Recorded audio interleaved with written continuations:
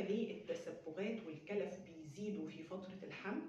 السبب هنا بيكون في التغيرات الهرمونية اللي بتحصل في فترة الحمل واللي بتزود من إفراز الميلانين في الجلد، وده بيخلي التسبغات تظهر أكتر في مناطق زي الجبهة وزي الأنف والخدود وممكن كمان الشفة العلوية.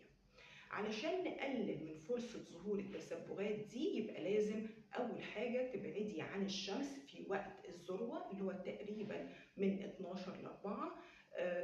تستخدمي واقي شمس يوميا وبشكل منتظم، وكمان لازم تتبعي روتين بسيط للبشرة بمنتجات تكون آمنة للحوامل. وحابين نطمنكم إنه أغلب التسبغات دي بتخف بعد الولادة، وإن تبقى منها شيء فبنقدر نعالجه بعد الولادة باستخدام الكريمات الموضعية، وممكن كمان ندخل بالتقنيات المساعدة زي التقشير. تابعينا علشان تعرفي كل جديد. دمتن جميلات.